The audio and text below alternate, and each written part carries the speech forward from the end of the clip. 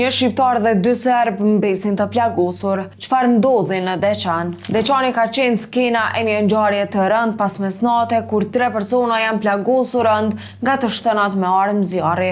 Incidenti ka ndodhur në një kafiteri të qytetit ku gjithçka ka nisur si një natë e zakonshme, por ka përfunduar me dhunë të pakontrolluar. Sipas informacioneve ekskluzive të gazetës Sinjali, të plagosurit janë identifikuar si Daud Cacaj, avokat kosovar, dhe 2 shtetas serb, Dejan Simić dhe Radovan Milošević. Sipas burimeve, ngjarja ka ndodhur kur një person i dyshuar ka hapur zjarr në drejtim të personave. Të shtënat kanë shkaktuar panik dhe frikë në kafiteri dhe menjëherë janë njoftuar njësitet policore dhe ekipi mjekësor.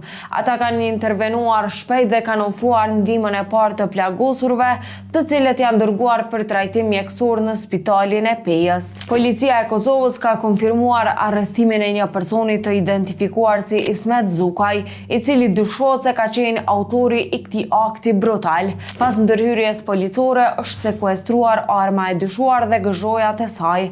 Hetimet janë në vazhdim për të zbardhur rrethanat e ngjarjes dhe arsyet që e quan këtë akt të dhunshëm. Prokurori kujdestar ka urdhëruar ndalimin e të dyshuarit për 48 orë, ndërsa ndaj tij është iniciuar rasti për vrasje mbetur në tentativë dhe shkaktim i rrezikut të përgjithshëm. Gjersa ky incident i rënd ka lënë të tronditur qytetin e Deçanit dhe ka nxitur shqetësim të gjerë lidhur me sigurinë në kafiterit dhe lokalet publike.